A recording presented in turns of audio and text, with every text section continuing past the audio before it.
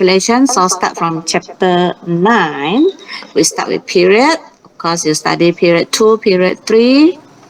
Okay. And then chapter 10 is group 2. So now we are dealing with group 14.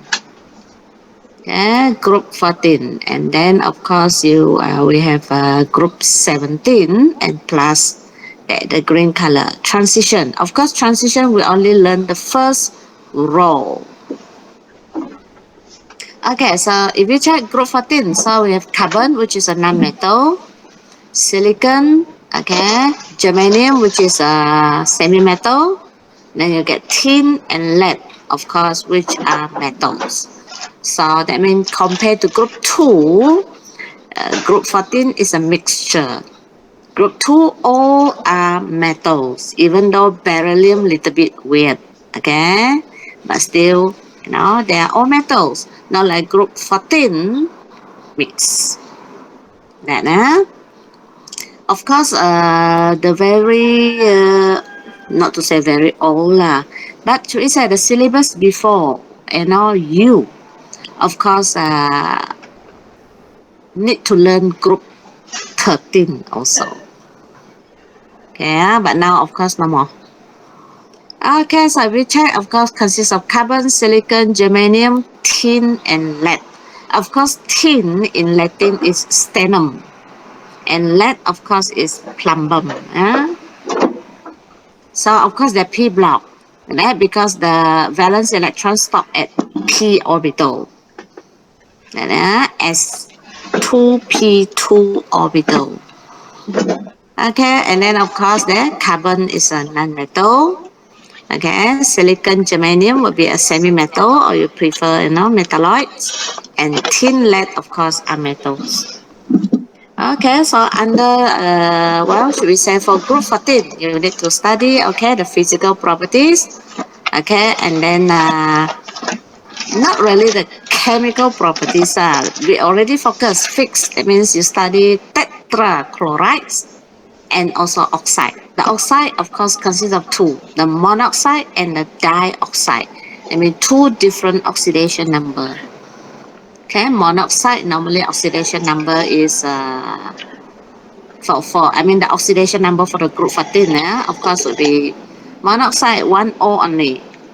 Oxide, oxidation number -2. So it means the group 14, of course, we are talking about +2. And if it is a dioxide means there are two oxygen. So that means the oxidation number for the oxide is -4. So for group 14 is +4. So in other words, group 14 elements, all of them, having two oxidation number.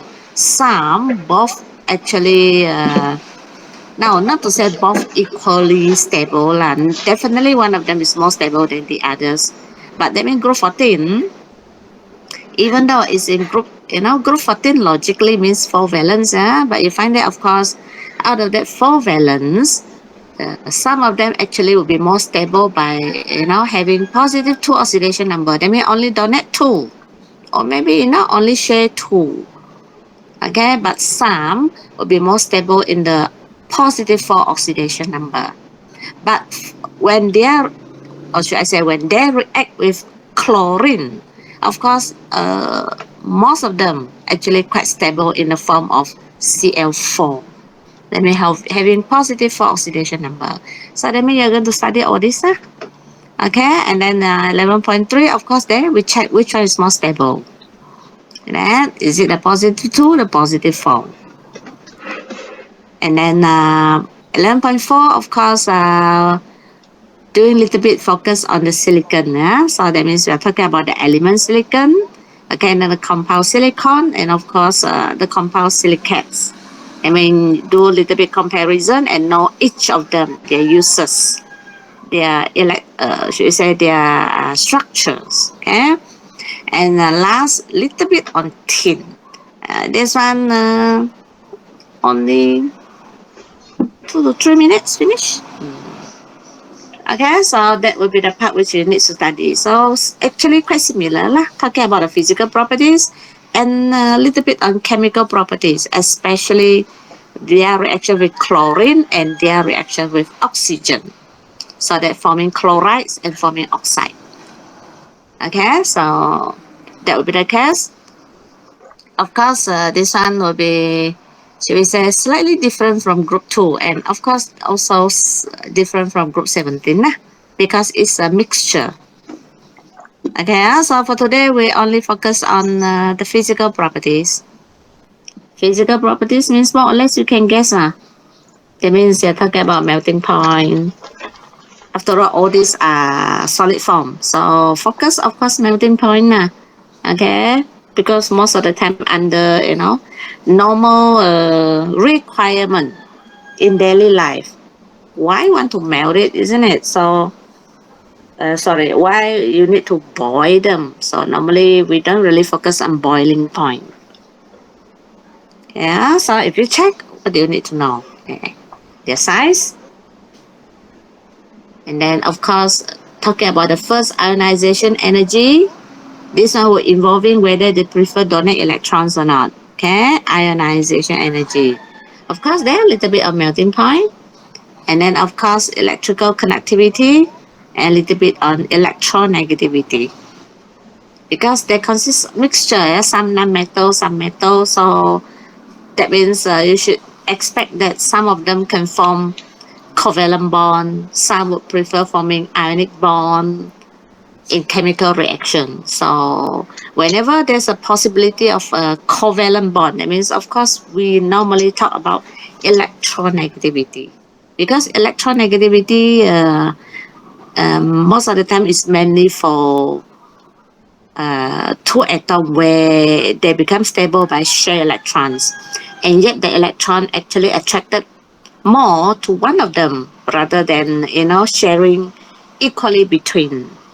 When we have that situation, of course, it always uh, regarding electronegativity. Okay, so let's go into this one. Okay, so of course, first of all, size, atomic radius.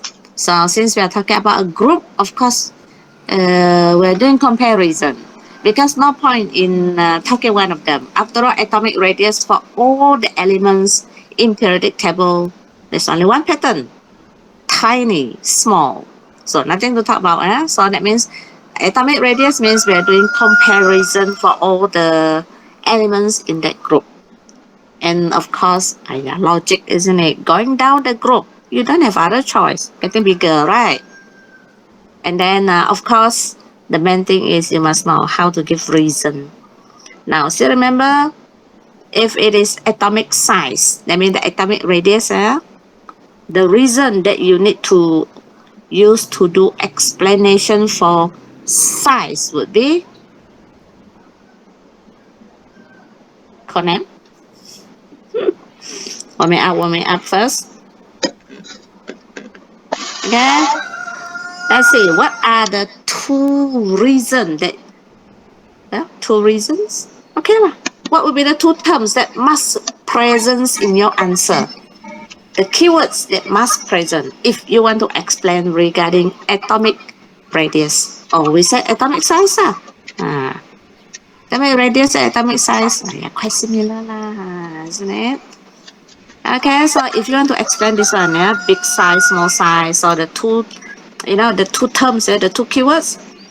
Okay, there, nuclear charge, one of them, isn't it? That means you must always talk about the nuclear charge, and the other one must be. And then, of course, the ending is the effective nuclear charge. So before you talk about effective nuclear charge, of course, you must mention nuclear charge and screening effect. That's it. Okay, that would be the two major reasons, okay, for you to explain about size.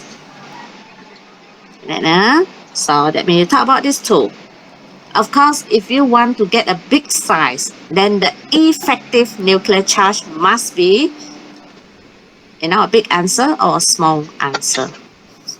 When you get a big value for effective nuclear charge, means your size small or big.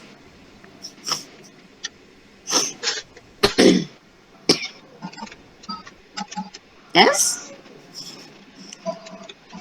when you get a big answer, that means let's say lah, because effective nuclear charge is a value after you do subtraction, isn't it? You minus, so let's say after you minus, you get a big answer. Because after you minus, that means that is the effective nuclear charge, right? So you get a very big answer. So your size, small or big? Of course, the answer must be small, isn't it?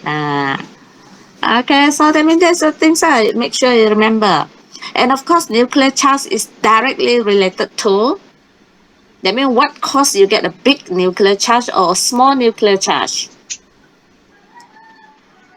It depends on, I mean the value of your nuclear charge depends on,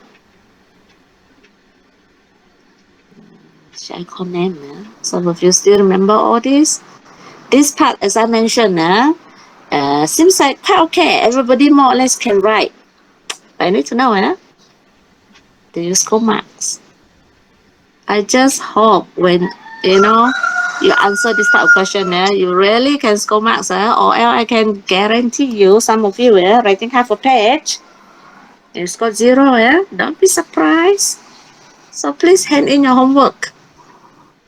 Or you prefer, when I mark your exercise, I give marks, But actually you can get it, because when I tick means you get the correct terms, correct idea, or else you get it wrong. Okay, so of course nuclear charge depends on proton number, isn't it? How many protons? More proton, you get, a stronger nuclear charge. And screening effect, of course, depends on the number of shells, isn't it? Okay, nuclear charge depends on the number of protons. The screening effect, of course, depends on the number of electron shells, which are filled with electrons. Not the empty one, empty not counted, it must be having electrons. Okay, so let's see this one. Okay, in terms of figure, very obvious. Going down the group, size getting bigger. Okay, going down the group, size getting bigger. So of course, very obvious, atomic size increases, descending group 14. Okay, of course, the reason that going down group 14, both the nuclear charge, the screening effect increases. Okay, why not? Of course, nuclear charge increase, they're getting more proton. Screening effect increases because the number of shells occupied by electrons keep on increasing, isn't it? But of course, you need to know the increase in the screening effect is more than the nuclear charge. You just need to know this statement, because going down, both of them increase, but increase in the screening effect is more, okay, compared to the nuclear charge. So as a result, your effective nuclear charge actually decreases. And that means your nuclear charge minus screening effect. Actually, the answer getting smaller and smaller and smaller. So therefore, the attraction between the nucleus and the valence electrons actually getting weaker. So as a result, size increase. And then because it kind of like expand already. The valence electron, getting further from the nucleus. Because the attraction gets weak, isn't it? That means nucleus cannot attract the valence electrons nearer. So it kind of like expand. Because the valence electron, you need to know, besides attracted to nucleus, it is also pushed away by the inner electrons.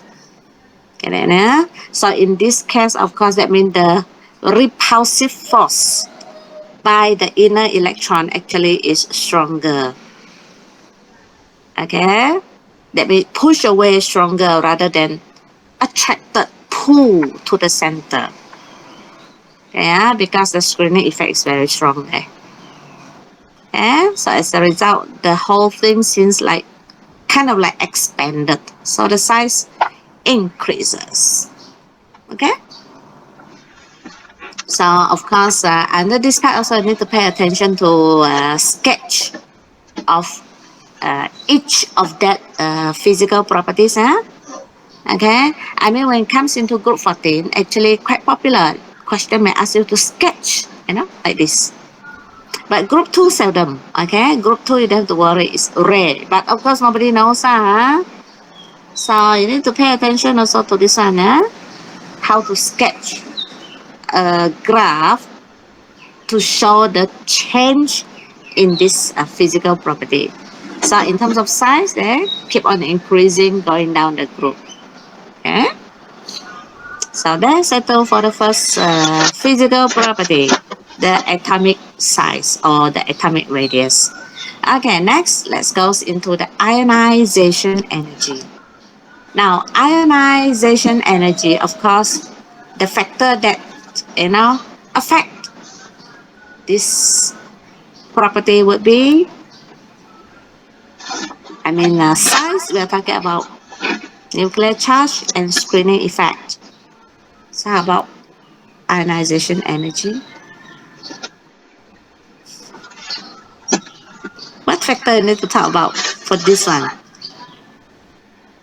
It has a high first ionization energy, a low first ionization energy. Is affected by what? So what would be the reason for this one? At least, you memorize this type of reasoning, so that when you answer the question, at least you score 1 or 2 marks if you get them wrong. Right? So, no, valence electrons would affect conductivity.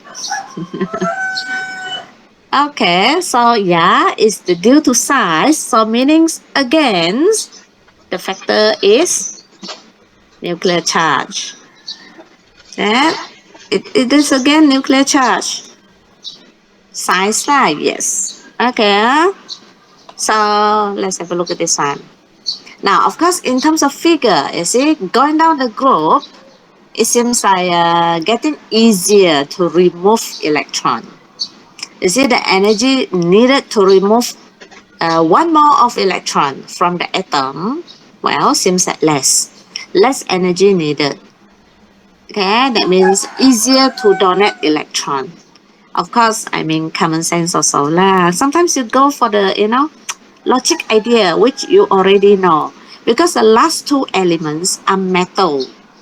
The metal, of course, normally forming ionic bond, isn't it? Means they need to donate electron. So you find that, of course, it's easier for, atoms to donate electron. Rather than carbon, we all know, we got carbon change itself to a positive charge. Carbon always share electrons, so that means you should know that it's very hard to remove the first electron from carbon. So, well, high lah. Okay, but of course, if you check the trend, a little bit weird case, see that, isn't it? Let logically the biggest among them, then by right, it should be, having the lowest ionization energy, because it is big, so very easy to remove the first mole of electrons, isn't it? But it seems like a little bit weird case. So meaning, of course, you need to know how to explain this part now. Okay. So let's see. Okay, generally, first ionization energy decreases going down group 14. Okay, so of course, again, there is about the size, or you're talking about the nuclear charge and screening effect. And then that means the reason is similar as size. Okay, that means decrease going down group 14. Okay, of course, the reasoning because effective nuclear charge decreases. Okay, if you check from carbon to silicon, the first to the second, you find that the first ionization energy decreases considerably. That means the decrease is quite sharp, but the fall is more gradually after that. Of course, if you check, isn't it? You see, this one a bit more drastic, and then over here, like especially these 3, seems like little bit. Okay, thank you.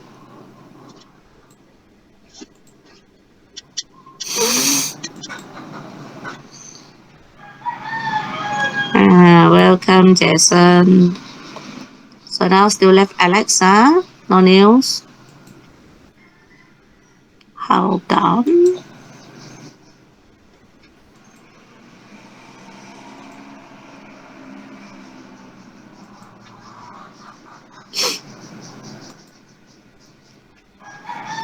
迟到了一节，Jason。Okay, so let's proceed with this part. Okay, now of course the reason why the first two drop quite obvious, but the next three therefore is quite gradually, slowly. Okay, there you find that this is because after silicon, I mean the next one is germanium. So after silicon, there's a large increase in the nuclear charge. Okay, because after that you start feeling the d orbitals and the f orbitals also. So when d orbital, f orbital is filled, then you find that the screening effect actually would both screening effect and also should I say the nuclear charge actually increased quite a lot, but the screening effect of these two actually would be not obvious. Because if you imagine increase a lot of proton, but we keep on feeling in the same, should we say the same, to say same orbital, but the same shell. You need to know, you imagine when we're talking about shell, you are looking at the number in front.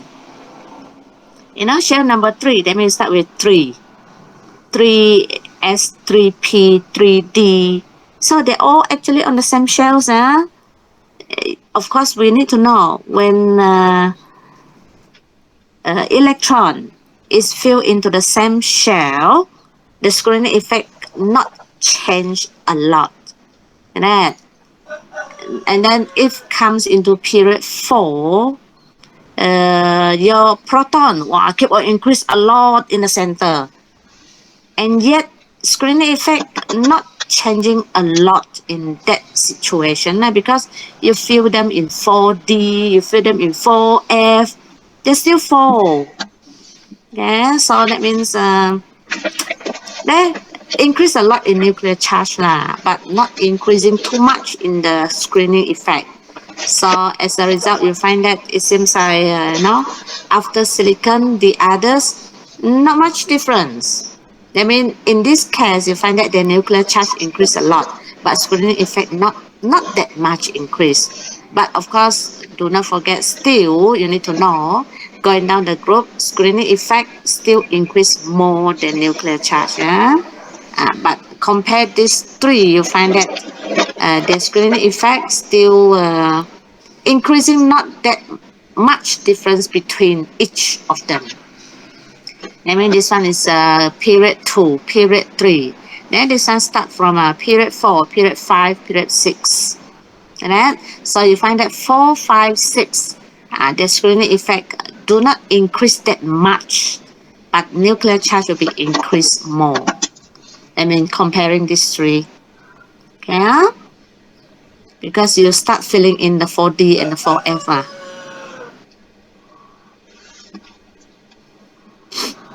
Okay, so as a result, you find that the effective nuclear charge change is more gradual, not a sharp change between each of them.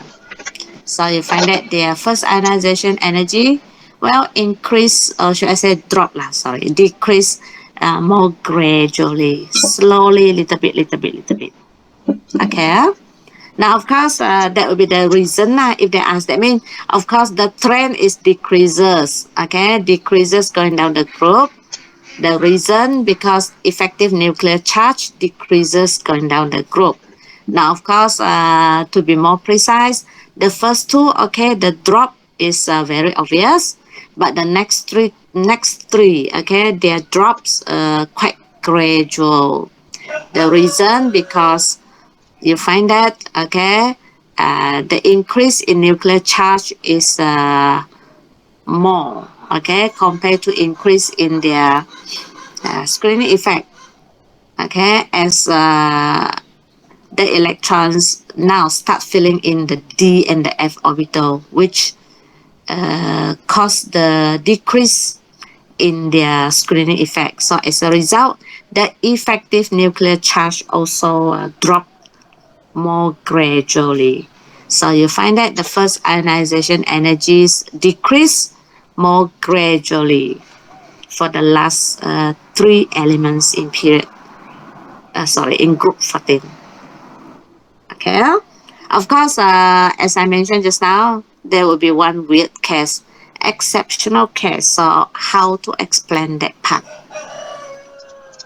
Okay, so there, if we check the exceptional case, now, of course, you find that the first ionization energy of lead actually is slightly higher than tin, even though lead is, larger than tin. Logically, the larger the size, well, the smaller the ionization energy. But these two, opposite, isn't it? Okay, so if you check now, this one is the electron configuration for tin, you see, until period 5. This one is period 5. So 5s2 and now 5p2. And then for period 6, lead, isn't it? 6s2, 6p2. So in fact, it's similar for all the group 14. They're all having s2, p2. So you see, 50 to 82. Proton increased by 32. Okay, but of course you need to know the shell only differ in terms of one shell, isn't it? One shell only. So proton increase a lot means the nucleus now becomes very positive, and yet the shell only increased by one. Okay, because even though increase a lot in proton, meaning increase 32 electrons also, but all the electrons actually are filled into the d orbital, the f orbital. So seems like their effect, the screening effect, is nothing, little bit increase only, not increase that much, after all only differ by one shell. Okay, so of course you find that even though size slightly bigger because increased by one shell, but the increase in screening effect actually not much. Seems like nothing increased. And yet proton increase a lot. Nuclear charge increased so much. That okay, then because screening effect actually not increasing a lot. Ineffective screening effect by the 4f electrons. You need to know when you keep on arranging all this, that means the difference when you compare period 5 and period 6. 5 until 5s2, 5p2. Then of course logically the next part is 5. That means you imagine any increased electron you keep on filling in the 5p first. P2 and then P3, P4, P5, P6. After the 5p, the next of course you start filling in the 5d. You know? 5d. After you fill in the 5D, 10 already, of course, next it goes into 6S. In fact, this one is not filling, sorry.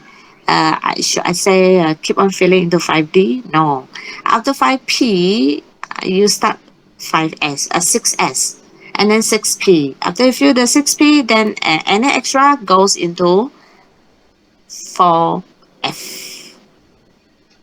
After 4F, ada lagi extra, it goes into 5D. Okay, of course, if you recall it, you can check how to fill in. But of course, most of the time you don't have to worry. They're not going to ask you to fill in for this tool. But you can use them to support your answer. Okay? Let me, as I mentioned, this one, why there's an exceptional exceptional situation, even though, exceptional, because by right, big size, small ionization energy, but this one weird, big size, higher ionization energy. So what's the reason there? Because ineffective screening effect. Why ineffective? Because all the extra electron actually goes into 4f.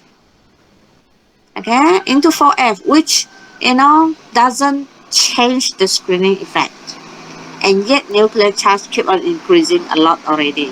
From, 50 becomes 82. Increase so much in the nuclear charge, and yet no big change in the screening effect because they all goes into 4F, the same shell.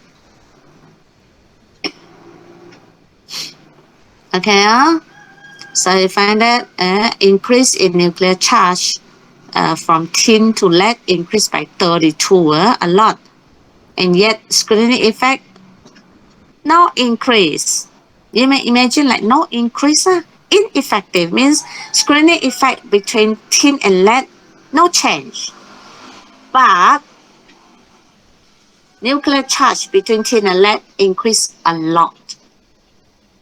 So as a result, that last shell number 6, so the 6p electrons, okay, in a lead is held more strongly by its nucleus compared to tin. Right? Because proton increase so much, the nuclear charge is so strong now in lead, and yet the screening effect in lead not change a lot, or maybe only change a little bit compared to in tin. So therefore, the valence electrons, the 6p electron, especially in lead, of course, is held more strongly by its nucleus, okay, compared to in tin. So the first ionization energy of lead is higher than tin. Okay, that's how you give the reason. Okay, and of course, overall, if we represent the first ionization energy in terms of sketching a graph against proton number, there. So slight increase from tin to lead. Okay, that means this is an exceptional case, because by right bigger size, lower first ionization energy, but here actually it shows slight increase. Okay, this one 740, this one 760. Now some pocket 720, sorry, 4, this one 720, 740, then that. 710, 720, sorry. Some books 710, 716. Doesn't matter, okay? We don't really talk about, want to really compare in terms of the numbering, but slight increase, okay? Only a little bit. So that will be first ionization energy. Okay? Now the next one, of course, talking about melting point. Now, of course, hopefully still recall melting point. That means we are going to discuss about melting point. No excuse, you should know how to explain this word. High melting point because of what? Low melting point because of what? I mean, whenever we try to discuss melting point, of course, also two, you need to talk about first, you talk about the types of bonding, and second, you talk about the structure. That's it, isn't it?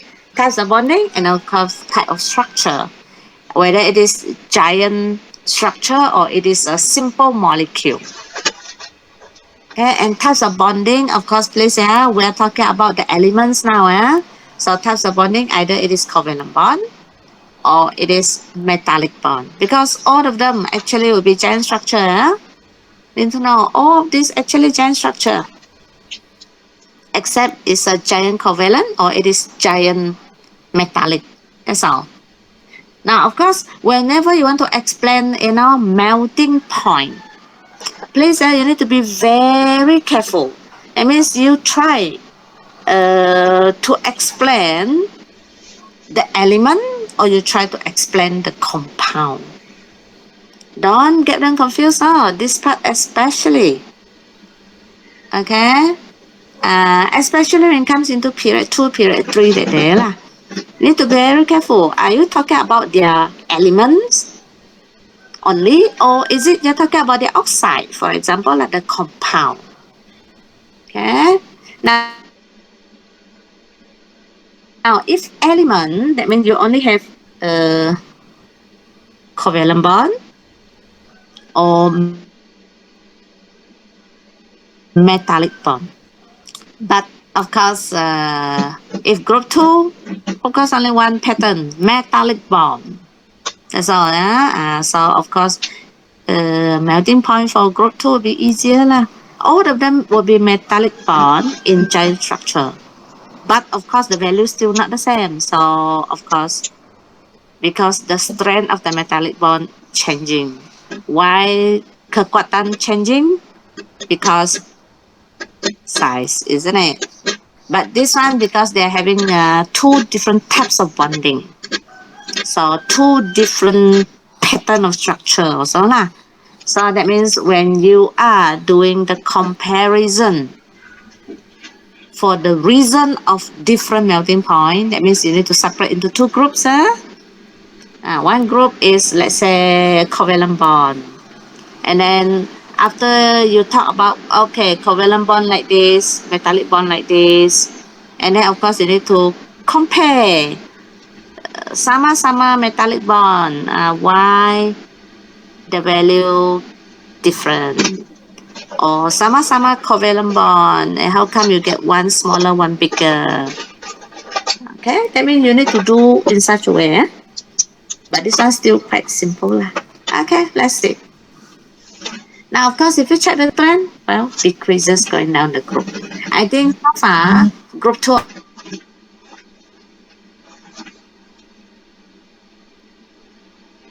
energy decreases.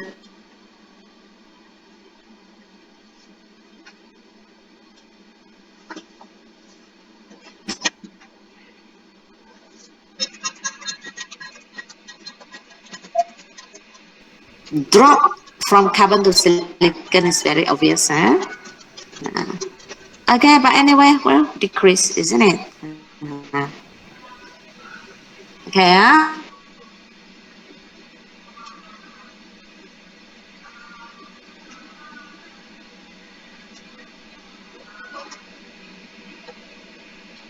A tetrahedral structure.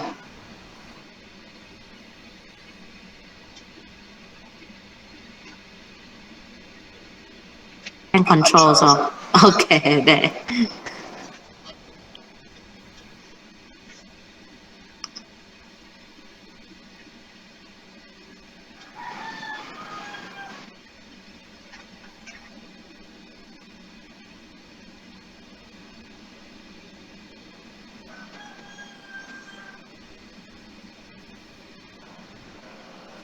Sorry. Okay, so there. Okay, the first three, they're all having a covalent bond. Okay, the first three, they're all having covalent bond in a giant covalent structures. Okay, so each atom, of course, would be bonded covalently, okay, to tetrahedral structure. And then, of course, in a three-dimensional array, 3D array. Now, of course, even though carbon, of course, you should know like carbon, we have quite a few different allotropes. But of course, this one we're talking about diamond now, okay? Because tetrahedral, that means it's diamond, yeah?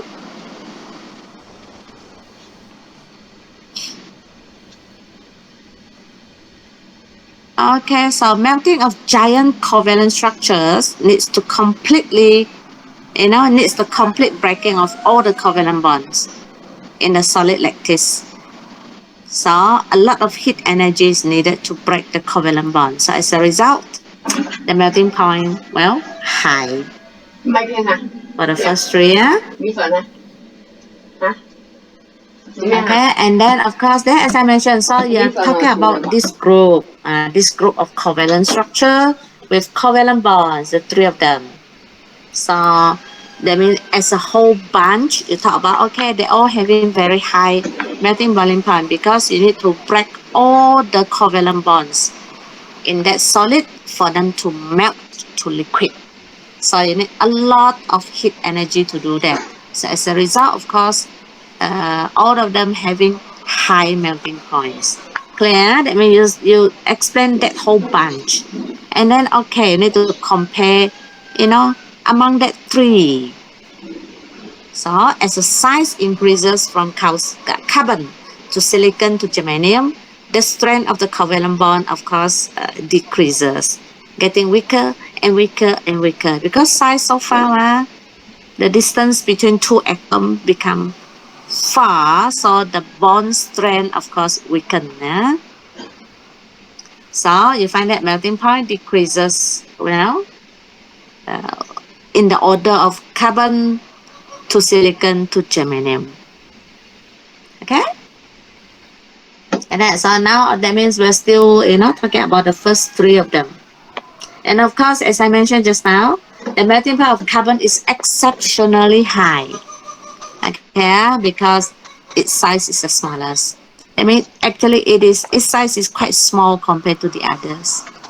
Okay, so it has the strongest covalent bonds among the three of them. So therefore, a lot more, heat energy is required to break the covalent bonds in carbon, during melting process. So as a result, it has an exceptional high melting point. Yeah. So next, of course, we're talking about tin and lead. Tin and lead, of course, are metals, so held together by metallic bonds. Of course, in a solid lattice giant structure. Also giant structure lah. Okay. Now, of course, when you compare this and the first three, of course, you find that due to their large atomic size compared to the other three on top of them.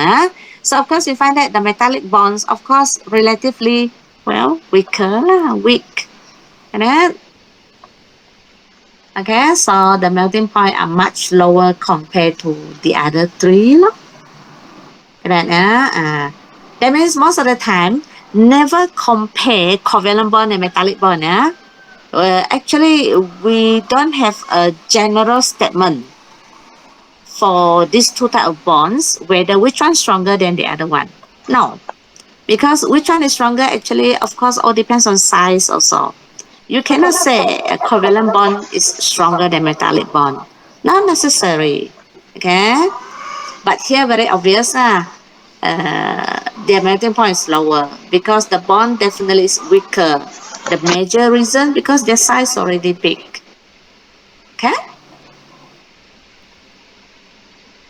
Then, of course, logically, strength of metallic bond should be, decrease when size getting bigger, isn't it? But of course, again, melting point of lead is a weird case, right? Compared to tin. Lead is higher than tin.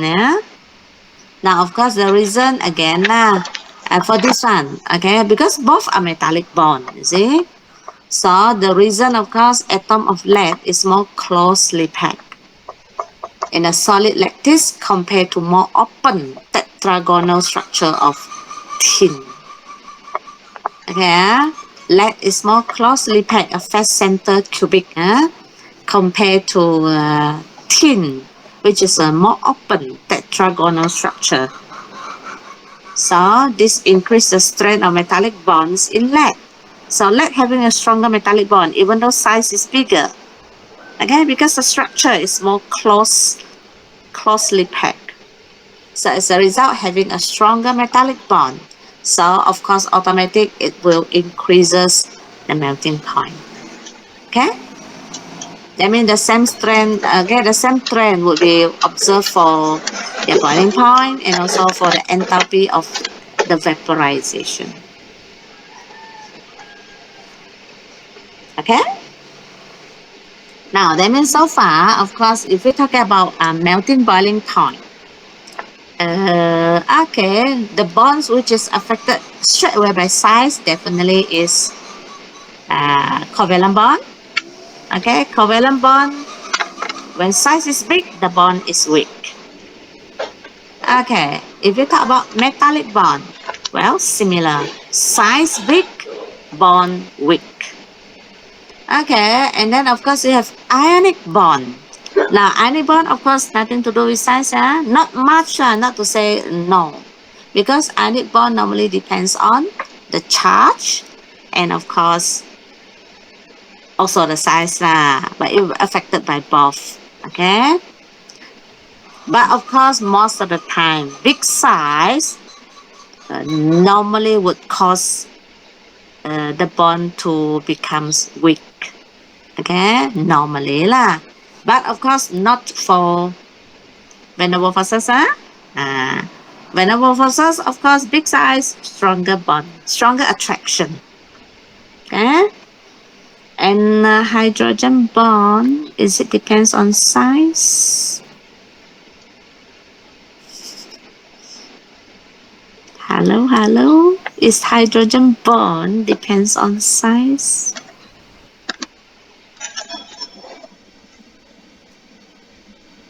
Well, logically, yeah, it is no, not, isn't it? It is depends on hydrogen bond. Normally, hydrogen bonding has nothing to do with size. Normally, no.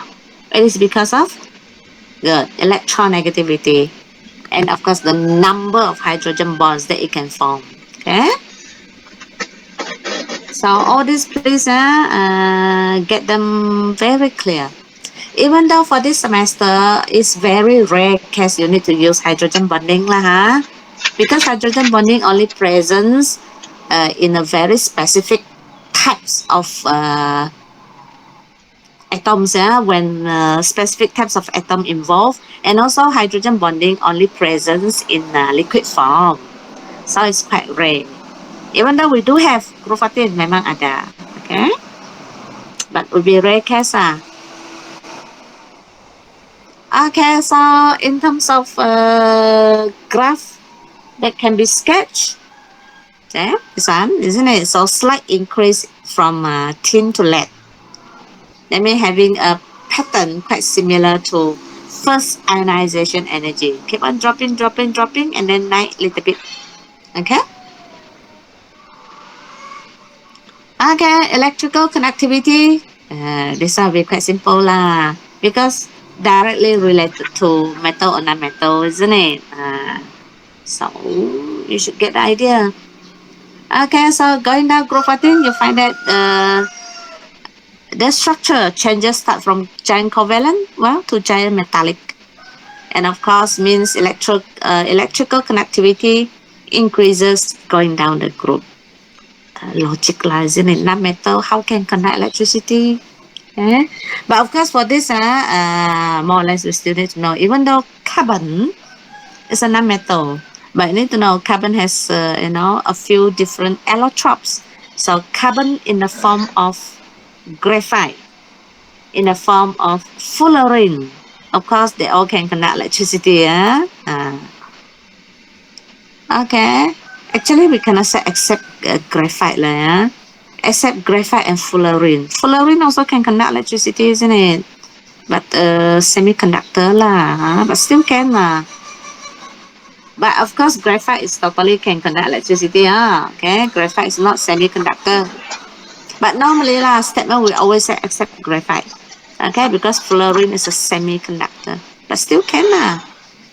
And then so carbon is a non-conductor, so it's straight away classified as non-conductor. Okay, and then silicon, germanium, of course semiconductors, and tin and lead, of course good conductors. So I find that electrical conductivity decreases going down the group. Okay. Sorry, increases. Sorry, increases going down the group. See that? Okay. So carbon very low conductivity, or normally we say it's a non-conductor, except graphite lah. Silicon, germanium, semiconductor, and then tin and lead, of course, good conductors. Okay, now little bit test on you. For semiconductor, of course we all know the conductivity, of course, not as good as conductor, but of course there are methods to increase its conductivity. So tell me how to increase conductivity for semiconductor, or I guess the US they will say semiconductor. Your choice. Okay. Doping with what? Doping only not going to give you marks, huh? Doping with, there are two methods, huh? Isn't it? To increase the electric conductivity for semiconductor. Two ways to make it function better. So one is you doping with impurities. As a term, you doping with impurities. So what material act as that impurity?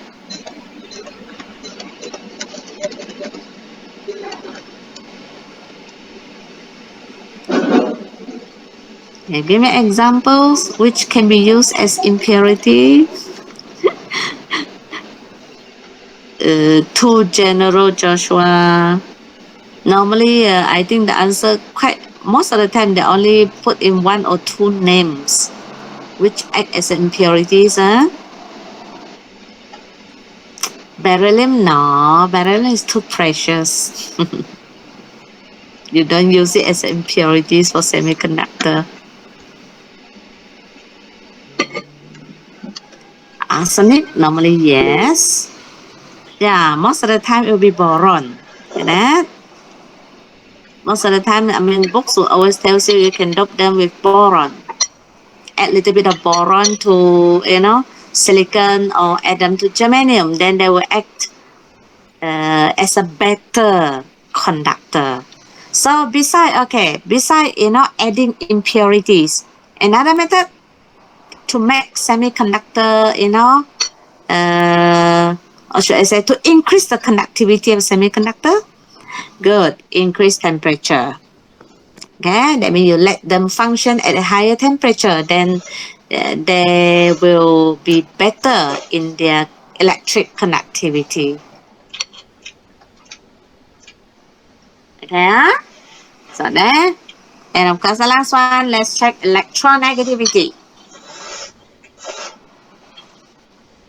Okay, so now when atomic radius increases, I mean when size getting bigger, normally the ability of that atom to attract electrons definitely drop. Yeah, so far away, nucleus hiding in the center, isn't it? So you find that electronegativity decreases going down group 14. Okay, in fact, the last member, PB, lead, would be very low in electronegativity. I mean, instead of attract electron, it actually would be more stable in the sense of donate electrons. Now, we need to know lead, because even though it's not group for not transition, but lead, of course, we all know. Just talking about oxide, you get lead 2 oxide and also lead 4 oxide. So lead 2 oxide, very obvious, definitely is because of donate 2 electrons, becomes Pb2 positive. But lead 4 oxide normally is, that means PbO2, lead 4 oxide. That one, of course, most of the time is not because of donate 4 electrons. That one is forming normally because of sharing electron. But of course, you should know lead 4 oxide is very unstable. We always have lead 2 oxide. Lead 2 oxide involving donate electron. Donate electron means definitely very low electronegativity. Because electronegativity normally means attract electron that they share together nearer to itself. So that means it's normally electronegativity is for compounds which form by sharing of electrons. That means involving a covalent. We all know lead is a metal. Of course, it actually will be much stable in sense of forming an ionic compound. So that means logic case, going down the group, electronegativity decreases. I mean, towards the end, they're not going to form covalent bond. They are actually, tends to form ionic bonds. Lost the electron completely rather than share the electrons and pull it nearer to itself. Okay, so but anyway, for this one, I mean electronegativity decreases. Get it? Then we settle for all that, five physical properties of group 14 elements. Yeah, that means you talk about their size and then comparing the trend of the size going down the group, give the reasoning. And then, of course, you talk about the first ionization energy and compare the trend going down the group. And then, of course, discuss on the melting point, and then the electrical conductivity, and a little bit on the electronegativity. Okay, so of course for this part, okay, if you are getting this question, normally this part will be less popular lah, okay, but not to say totally no. Okay, so as I mentioned, more or less you need to remember them. Okay, so make it simple. Let's say let's sketch a graph, okay, to show the variation of each of the following properties. Only 4 of them, okay, their size, the melting point, the first ionization energy, and of course also the electrical conductivity. Okay, going down, group 14. Okay, that, so this would be